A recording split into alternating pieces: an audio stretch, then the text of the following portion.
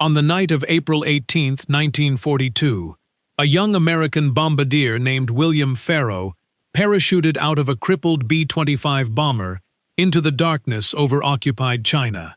having just taken part in the first American air raid on the Japanese home islands of the entire war. The raid itself, a daring, almost improvised mission launched from the deck of the carrier Hornet, succeeded in its immediate purpose, dropping bombs on Tokyo and several other Japanese cities in a strike that shocked a Japanese public who had been told their home islands were untouchable. But for Farrow and several of his fellow airmen, the raid's aftermath would prove far more dangerous than the mission itself. Within months, 8 captured American airmen would stand before a Japanese military tribunal on charges invented specifically to justify what came next,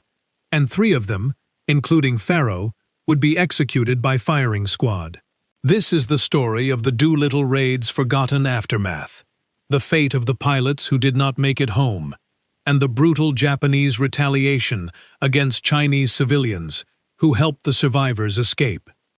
The mission's psychological rationale reflected a broader anxiety within American military and political leadership in the anxious weeks following Pearl Harbor, when Japan's rapid string of victories across the Pacific and Southeast Asia had created genuine concern, both within the government and among the American public, that the country lacked any immediate means of striking back at Japan directly. President Franklin Roosevelt himself reportedly pressed his military advisors for exactly this kind of demonstrative action, understanding its value less in terms of the physical damage it might inflict than in terms of the effect it would have on both American morale and Japanese confidence in the invulnerability of their home islands, a calculation that proved, in the raid's immediate aftermath, to be substantially correct on both counts, even before its longer-term strategic consequences at Midway became apparent. The Doolittle Raid was conceived in the weeks immediately following Pearl Harbor as a direct response to a specific and urgent American strategic need, a demonstration, both to the American public and to the Japanese government and military, that the home islands themselves were not beyond the reach of American air power, despite Japan's rapid and largely unchecked advance across the Pacific and Southeast Asia in the war's opening months. Lieutenant Colonel James Doolittle, an accomplished pre-war aviation record holder and engineer, was given command of the mission and tasked with solving a problem that had no obvious precedent: launching heavy, land-based Army Air Forces bombers from the deck of a Navy aircraft carrier. Since no existing carrier-based aircraft had the range or bomb capacity needed to strike Japan and return safely to American-held territory. Doolittle's solution involved modifying 16 B-25 Mitchell medium bombers, aircraft never designed for carrier operations, stripping unnecessary weight and adding extra fuel tanks to extend their range, and training volunteer crews to execute the unusually short takeoff roll a carrier deck required, a maneuver these pilots had never previously attempted in this type of aircraft. The plan called for the carrier Hornet to approach within striking distance of Japan, launch the bombers toward their targets, and have the crews continue on to landing fields in unoccupied areas of China, rather than attempting the physically impossible task of landing back aboard the carrier, since the modified bombers could take off from a carrier deck but could not land on one. Volunteers for the mission trained for weeks at an airfield in Florida, under conditions of considerable secrecy, most of them not fully informed of the mission's actual target or method until relatively late in the preparation process, practicing the unusually short takeoff technique the carrier launch would require, using markers on a runway to simulate the limited deck space they would have aboard the Hornet. The physical demands of this training were considerable, since a fully loaded B-25, attempting a takeoff in the distance available on a carrier deck, required precise handling that left almost no margin for pilot error, a skill the volunteer crews had to develop essentially from scratch, given that no one involved in the mission's planning had previous experience launching aircraft of this size from a carrier. The mission encountered a serious complication before it ever reached its planned launch point. On the morning of April 18th, still hundreds of miles further from Japan than originally planned, the Hornet's task force was spotted by a Japanese picket boat, a small vessel stationed specifically to provide early warning of exactly this kind of approaching threat. Although the picket boat was quickly sunk by escorting American ships, its crew had almost certainly radioed a warning back to Japan before being destroyed, forcing Doolittle and the task force commander, Vice Admiral William Halsey, into an immediate and difficult decision. Launch the bombers early, from a position considerably further from Japan than planned, sacrificing the fuel margin the crews would need to reach their intended landing fields in China, or abandon the mission entirely rather than risk the raid's aircraft being caught still aboard the carrier by Japanese naval or air forces responding to the picket boat's warning. Doolittle chose to launch immediately, accepting that every crew would now be flying with dramatically reduced fuel margins for the return leg of the mission, a decision that placed the entire raid's outcome for the individual crews, quite apart from whether the bombing itself succeeded,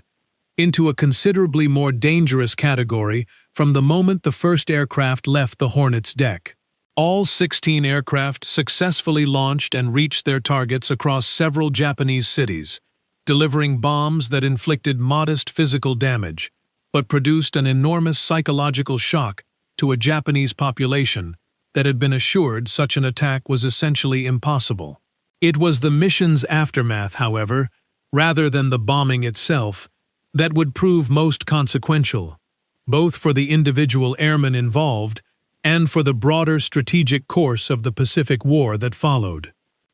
Doolittle himself flew the lead aircraft off the Hornet's deck, and by his own later account, fully expected the mission's odds of returning every crew safely to be poor even before the picket boat encounter forced the early launch, given the inherent difficulty of the plan even under ideal conditions. After delivering his own bombs over Tokyo, Doolittle's aircraft, like most of the others, ran critically low on fuel, attempting to reach China, and his crew was forced to bail out over Chinese territory in darkness and poor weather, an experience Doolittle later described, with characteristic understatement, as considerably less controlled than anything the mission's planning had anticipated. He assumed, in the immediate aftermath of the mission, that its practical military results had been so limited relative to the risk involved that he expected to face a court-martial upon returning to the United States, rather than the celebrated reception and promotion that actually awaited him once the raid's psychological and strategic significance became clear to American military leadership. With fuel margins already compromised by the early launch, every one of the 16 bomber crews faced a landing situation considerably more dangerous than originally planned, running low on fuel over hostile or unfamiliar territory in darkness, and, in several cases, deteriorating weather. Most crews either bailed out by parachute or crash-landed their aircraft in various locations across unoccupied areas of China, generally with the assistance of Chinese civilians and, in many documented cases, Chinese guerrilla forces and local nationalist military units, who helped the stranded American airmen evade Japanese search efforts and eventually make their way to safety, an assistance effort that Chinese civilians provided at what would prove to be a catastrophic cost to themselves in the months that followed. One crew, running critically low on fuel, made the decision to divert to Soviet territory instead, where they were interned by Soviet authorities, who, bound by a neutrality agreement with Japan at this stage of the war, held the crew in a form of custody for over a year before the men eventually made their way out through Iran. 2 of the 16 crews, however, came down in areas of China under Japanese military occupation rather than the unoccupied territory the mission had planned for, and these airmen, 8 men in total, were captured by Japanese forces within days of the raid. Japanese military authorities, furious over the psychological blow the raid had delivered, and searching for a way to frame the American airmen's actions as something beyond legitimate combat, constructed a legal justification after the fact, specifically to prosecute the captured men. Japan enacted, retroactively, a regulation characterizing the bombing of civilian targets as a war crime under Japanese military law, then applied this newly created regulation to charge the 8 captured airmen with offenses stemming directly from the raid itself, despite the fact that the regulation had not existed at the time the men carried out their mission. The specific circumstances that led to the capture of these 2 crews, rather than a successful evasion like most of the other airmen involved, varied by case, but generally stemmed from navigational difficulties in darkness and poor weather that brought their aircraft down closer to Japanese-held territory than the mission's planning had intended, leaving these particular crews without the same opportunity for Chinese civilian and guerrilla assistance that helped the majority of the raid's airmen reach safety. Japanese search parties in the occupied areas where these crews came down moved quickly, once informed of the raid, and the captured airmen found themselves in Japanese custody within days. At a moment when Japanese military and political leadership were still absorbing the shock and public embarrassment the raid itself had caused across the home islands. The 8 captured airmen were subjected to a military tribunal in Shanghai in the months following their capture, a proceeding that gave only limited opportunity for any meaningful defense, and that historians examining the surviving records have generally characterized as a legal process designed from the outset to produce convictions and justify predetermined punishments rather than a genuine judicial inquiry into the men's individual conduct. All 8 were convicted. 5 of the death sentences handed down were subsequently commuted to life imprisonment, reportedly following at least some internal Japanese deliberation over the diplomatic and propaganda risks of executing a larger number of captured American servicemen. But 3 of the airmen, Lieutenant William Farrow, Lieutenant Dean Hallmark, and Sergeant Harold Spatz, had their death sentences carried out. The 3 men were executed by firing squad in October of 1942. Their deaths kept largely secret from the American public and from the families of the men involved until well after the war's end, when captured Japanese documents and the testimony of surviving crew members finally confirmed what had happened to them. The 3 executed men were not informed of their impending execution until shortly before the sentences were carried out, and the Japanese military authorities responsible for the tribunal made only limited efforts to notify international bodies or adhere to the protections generally extended to captured military personnel under the conventions governing treatment of prisoners of war. A further indication, historians examining the case have concluded that the entire legal proceeding was constructed primarily to provide a veneer of official process around punishments Japanese military leadership had effectively already decided to impose in retaliation for the raid's psychological impact. Of the 5 airmen whose sentences were commuted, conditions of captivity remained severe, and one of them, Lieutenant Robert Meader, died in 1943 while still held prisoner, his death attributed to malnutrition and disease resulting directly from the harsh conditions of his imprisonment. The remaining 4 survived captivity under continuing hardship until the war's end in August of 1945, when they were finally liberated by advancing American forces, more than 3 years after their capture. The consequences of the raid for ordinary Chinese civilians who had assisted the downed American airmen proved to be, by a horrifying margin, the single most devastating aspect of the entire episode's aftermath. In the months following the raid, Japanese forces launched a large-scale punitive military campaign across the regions of China, where downed American airmen had received assistance. A campaign historians estimate resulted in the deaths of a substantial number of Chinese civilians, with historical estimates for the total death toll from this retaliatory campaign, encompassing both direct killings and the broader destruction and disease that accompanied the Japanese military operation, running into the hundreds of thousands. This campaign, though far less widely remembered in popular accounts of the Doolittle Raid than the mission's celebrated bombing run itself, represents one of the most severe instances of civilian retribution carried out by Japanese forces during the entire Pacific War. A direct and devastating consequence of the assistance ordinary Chinese villagers and soldiers had provided to stranded American airmen with no advance knowledge of what that assistance would eventually cost them.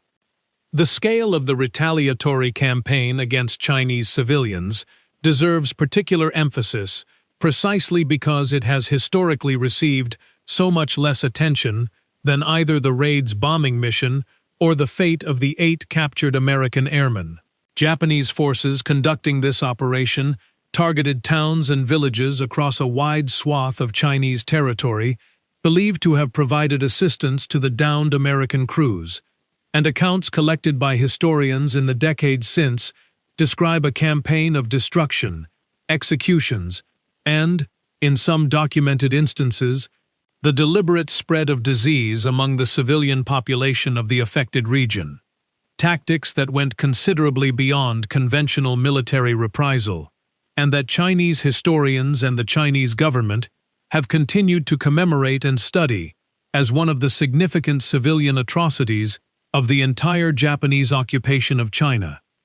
The strategic ripple effects of the Doolittle Raid extended well beyond the individual fates of its participants and reached directly into the planning of the Battle of Midway less than 2 months later. The psychological shock of American bombers reaching Tokyo, however limited the physical damage actually inflicted, profoundly embarrassed the Japanese high command and reinforced Admiral Isoroku Yamamoto's argument that Japan needed to force a decisive naval engagement to destroy the remaining American carrier fleet before further raids of this kind could occur, a strategic imperative that accelerated and hardened Japanese commitment to the Midway operation Yamamoto had already been developing. In this sense, the raid's most consequential legacy arguably had less to do with the physical damage inflicted on Japanese cities than with the way it shaped Japanese strategic thinking in the weeks immediately preceding one of the most decisive naval battles of the entire war. The one crew that diverted to Soviet territory rather than attempting to reach China faced its own distinct and lengthy ordeal, held under Soviet internment for more than a year, as Moscow, bound by its own neutrality arrangement with Tokyo at this stage of the war, and unwilling to jeopardize that arrangement over 5 American airmen, resisted American diplomatic efforts to secure their release. The crew eventually made their way out of Soviet custody through a circuitous route involving Iran, reaching American-controlled territory long after most of the raid's other participants had already been reunited with their units. A lesser-known, but genuinely difficult postscript to the raid that further illustrates just how unpredictable and dangerous the mission's aftermath proved for nearly every crew involved, regardless of which direction their individual aircraft happened to come down. In the years following Japan's surrender, American military authorities pursued formal war crimes charges against the Japanese officers responsible for the trial and execution of the captured Doolittle Raid airmen, a legal process conducted as part of the broader post-war war crimes tribunals held across the Pacific theater. Several of the Japanese officers directly responsible for the tribunal and the subsequent executions were convicted of war crimes in these post-war proceedings, providing a measure of formal legal accountability for actions that, at the time they were carried out, had been dressed up in the language of legitimate military justice, despite the retroactive and fabricated nature of the charges brought against the captured men. The post-war war crimes proceedings against the Japanese officers responsible for the airmen's trial and execution took place amid a broader and much larger body of Pacific Theater war crimes prosecutions, and the Doolittle case specifically drew considerable attention precisely because the men involved, unlike many war crimes victims whose individual stories often went undocumented, were well-known American servicemen whose fate had already become a matter of significant public and military interest once the facts became known after Japan's surrender. Testimony gathered during these proceedings including statements from the surviving captured airmen themselves, provided much of the detailed documentary record historians have since relied upon to reconstruct exactly how the tribunal was conducted and what specific role each of the convicted Japanese officers played in the process that led to the executions. James Doolittle himself, promoted and celebrated for leading the raid that bore his name, went on to a long and distinguished career in American military aviation. But the fate of the 8 captured airmen, and the devastating consequences the raid's aftermath brought down on Chinese civilians who had helped other crew members reach safety, remained for decades a far less publicly discussed dimension of a mission more commonly remembered for its audacity and its psychological impact on the war's early strategic trajectory. Surviving family members of the executed and imprisoned airmen, along with military historians studying the full scope of the raid's consequences, have worked in the decades since to ensure that this darker aftermath receives the same historical attention as the more celebrated bombing mission itself, a recognition that the true cost of the Doolittle Raid extended far beyond the 16 aircraft that launched from the Hornet's deck on that April morning in 1942. If you want to understand the full story of the Doolittle Raid, not only the daring mission that shocked Japan and reshaped the strategic path to Midway, but the brutal cost paid by the airmen who did not make it home and the Chinese civilians who tried to help them, this is the story worth knowing in full. Subscribe to Pacific War Tales for more long-form World War II history from the Pacific Theater, told with the names, the dates, and the details intact.